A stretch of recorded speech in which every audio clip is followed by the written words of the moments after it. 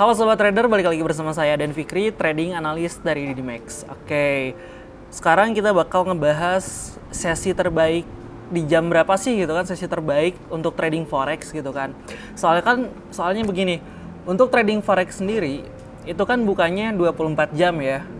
Bukan seperti jam kerja dari jam 7 sampai jam 5. Tapi ini full 24 jam itu market forex bergerak dari hari Senin sampai Jumat.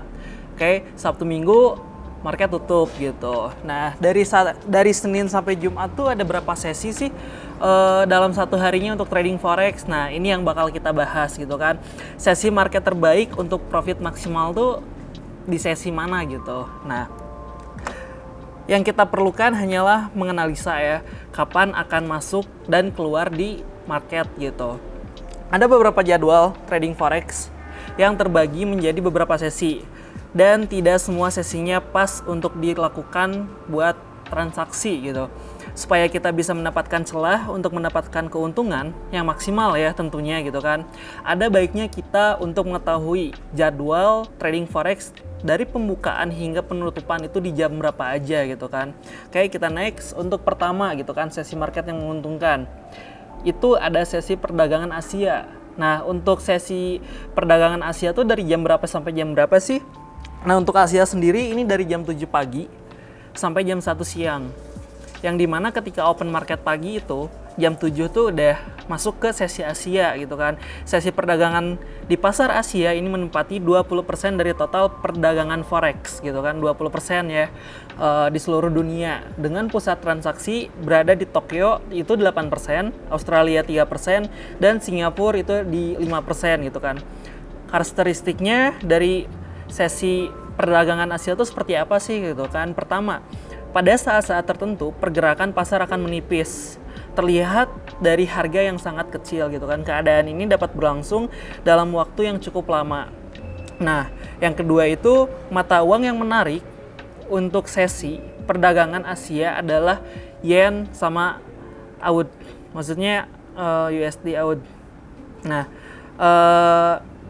yang ketiga itu negara-negara yang aktif melakukan transaksi adalah ada Jepang, Hong Kong, Australia, Korea, dan Singapura. Karena ini lebih ke sesi Asia. Jadi negara-negara Asia ketika open market itu namanya ada sesi Asia gitu kan. Dan yang keempat, sebagian besar pergerakan harga banyak terjadi di awal sesi.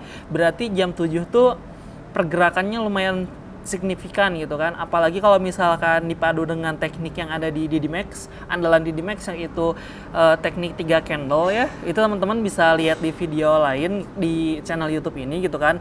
Nah, itu tekniknya kita pakainya jam Asia gitu kan, bahkan dari open market, baik itu jam 5 maupun jam 6 gitu kan. Nah, itu sangat signifikan untuk ngepadu antara sesi Asia dengan teknik 3 candle gitu. Teman-teman bisa ulik deh mungkin di deskripsi di bawah, nanti kita bakal cantumin link untuk teknik 3 candle gitu kan. Nah, itu yang pertama ya, ada sesi Asia dari jam 7 pagi sampai jam 1 siang. Next, kita lagi ada di sesi perdagangan Eropa gitu kan. Nah, untuk Eropa sendiri ini sesi perdagangan berpusatnya di London gitu kan. Yang juga menjadi pusat keuntungan dunia gitu semenjak era revolusi industri dengan porsi pasar terbesar, yaitu kurang lebih 36% dari total keseluruhan perdagangan gitu kan. Nah, karakteristiknya tuh seperti apa sih kalau misalkan di sesi Eropa gitu kan. Pertama, sesi London merupakan waktu yang sangat ramai dengan likuiditas yang sangat tinggi ketika jam trading forex berlangsung gitu kan. Makanya kenapa misalkan pergerakannya ketika sesi Eropa atau sesi London itu lumayan tinggi gitu kan pergerakannya. Karena kalau misalkan untuk London sendiri itu bukannya di jam 1, oke? Bukannya di jam 1 sampai jam 10 malam gitu kan. Nah, next untuk yang kedua, tren yang terjadi saat sesi Eropa biasanya berlanjut hingga awal sesi New York, yang dimana berarti dari jam 1 sampai jam 8 kan. Kalau misalkan untuk sesi New York di sesi berikutnya itu bukanya jam 8 malam gitu kan. Nah, tren yang terjadi saat Eropa biasanya berlanjut hingga awal sesi New York gitu kan. Nah, untuk yang ketiga, poin ketiga ini kisaran pergerakan harga dari perdagangan di sesi ini bisa menjadi sangat tinggi. Terus yang keempat itu pada sesi ini semua mata uang menarik untuk diperdagangkan, untuk ditransaksikan di jam 1 ini lumayan gitu kan. Nah, tapi yang paling menguntungkan adalah Euro USD, GBP USD, USD JPY, terus ada USD CHF gitu kan, untuk mata uangnya yang mungkin pergerakannya lebih dominan gitu, lebih tinggi. Nah, untuk poin kelima ini ketika siang hari, volatilitas akan menurun hingga sesi Amerika dibuka gitu. Nah, jadi kalau misalkan untuk yang kedua ini kan sesi Eropa atau sesi London bisa disebut gitu. Nah, ini bukannya dari jam 1 siang sampai jam 10 malam. Next, kita ada sesi Amerika gitu kan. Sesi perdagangan Amerika berpusat di New York yang porsi pasarnya 19% dari total perdagangan secara keseluruhan gitu kan. Nah, karakteristiknya seperti apa sih kalau misalkan sesi New York ini? Perdagangan akan sepi di jam trading forex Jumat siang waktu New York. Nah, kalau misalkan poin keduanya ini semua mata uang menarik untuk ditransaksikan terlebih USD gitu kan. Oke, nanti kita bakal kita bahas. Untuk poin ketiga, likuiditasnya pasar di sesi perdagangan Amerika cenderung tinggi terutama di awal perdagangan, berarti di jam 8 malam.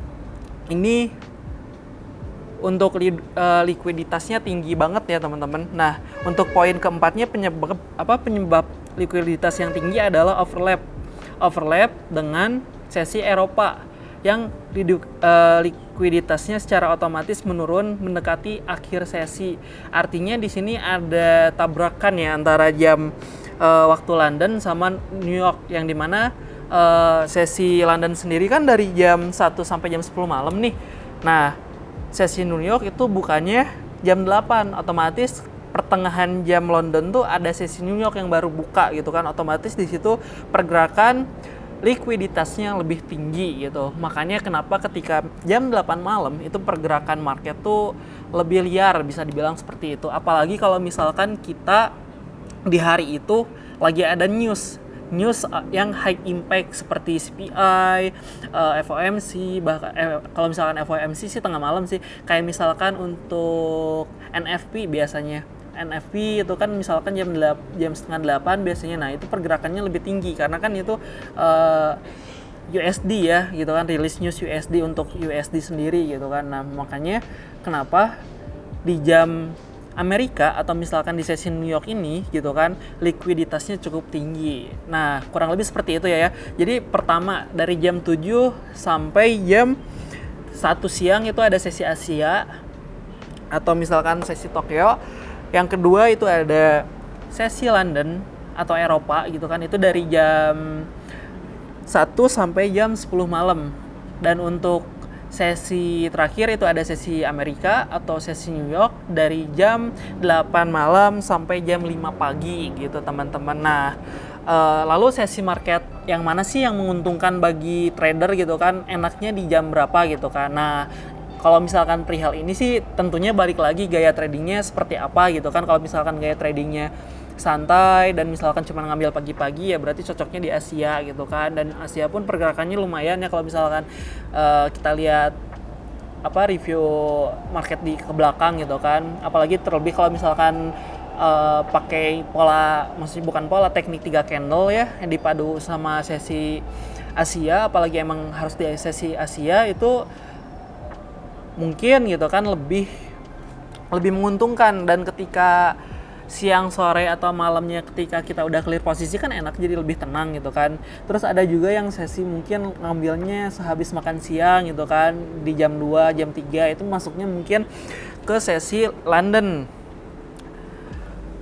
Beda halnya kalau misalkan teman-teman tipikalnya ngejar news nih gitu kan, ketika news kita OP nih mau OP berapapun, atau misalkan emang tipikalnya news banget gitu kan, berarti masuknya ke sesi New York gitu kan di malam hari gitu kan, ketika open New York di jam 8 malam gitu. Apalagi kalau misalkan newsnya setengah 8 gitu kan, cocok banget gitu kalau misalkan teman-teman mau masuk di sana gitu kan. Nah, tidak ada sesi trading forex khusus yang bisa memberikan kepastian. Ingat ya teman-teman, yang harus diperhatikan adalah strategi dan planning kita dalam trading. Seperti yang tadi, kalau misalkan teman-teman emang planningnya cuma pagi, ya udah pagi aja gitu kan. Siang, sore, malamnya kalau misalkan udah clear, udah cukup, lanjut besok pagi aja. Nah, kalau saran saya sih kayak gitu kan. Terus sesi manapun dapat menguntungkan asalkan sesuai dengan strategi dan planning trading yang kita gunakan. Nah, kurang lebih seperti itu ya teman-teman. Jadi nggak ada gitu kan sesi yang menguntungkan banget atau misalkan merugikan banget, itu nggak ada. Cuman itu balik lagi ke gaya trading teman-teman. Kalau misalkan teman-teman tekniknya cocoknya pagi-pagi nih, apalagi kalau misalkan 3 candle pagi-pagi kan, nah udah cocok nih, ya udah teman-teman masuknya di sesi Asia aja gitu kan. Ketika udah clear, udah sesi London dan sesi New York, teman-teman skip aja gitu kan. Dan udah kalau misalkan udah clear posisi dan udah untung di hari itu kan, kenapa enggak gitu kan, ya udah mending stop aja gitu kan. Terus kalau misalkan teman-teman pengennya ngejar di jam London gitu kan, di jam 1 sampai jam 10, itu teman-teman bisa aja gitu kan ngejar. Apalagi kalau misalkan di situ tuh pergerakannya lumayan lah, disau juga. Apalagi kalau misalkan cuma ngambil 3 sampai 5 poin, ya cukup lah kalau misalkan di jam London. Nah, beda halnya kalau misalkan di jam New York, teman-teman bisa mungkin gitu kan likuiditasnya lebih tinggi. Karena apa? Jam antara jam London sama jam New York itu bentrok gitu kan. Jam London masih buka tapi jam masih berjalan, jam London, jam New Yorknya buka jam 8 gitu kan. Nah, di situ kan ada bentrokan yang dimana likuiditasnya pasti tinggi. Terus kedua, kalau misalkan ada rilis news, nah di situ kan teman-teman bisa minimalisirnya seperti apa sih ya. Mungkin di situ bisa gunakan SL, cuman kurang disaranin kalau misalkan ketika ada news pakai SL, takutnya cuman kejilat doang, atau misalkan SL hunter bisa dibilang kayak gitu. Nah, SL abis itu berbalik arah gitu kan, karena pergerakan news tuh lebih liar gitu. Mungkin saran aku kalau misalkan teman-teman emang sukanya malam nih gitu kan, apalagi ngejar news, teman-teman gak usah pakai SL, tapi teman-teman udah punya plan resikonya berapa nih. Kalau misalkan emang resikonya di $200 misalkan gitu kan, ya udah ketika lebih dari $200 teman-teman bisa cut loss gitu. Begitupun profitnya juga kalau misalkan sesuai dengan plan teman-teman bisa besar juga gitu kan. Nah, makanya mungkin disaranin nggak pakai SL, tapi teman-teman harus wajib mantau gitu sih kurang lebih. Nah, mungkin kurang lebih kayak gitu ya teman-teman. Kalau misalkan ada yang mau ditanyain, boleh ke link bit.ly di bawah, atau misalkan bisa langsung komen di video ini ya teman-teman. Oke.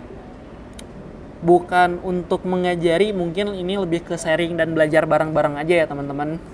Nah, mungkin sekian dari saya dan Fikri selaku trading analis dari DDMax. Mungkin lain kali bakal ketemu lagi gitu kan. Oke, see you. Assalamualaikum warahmatullahi wabarakatuh.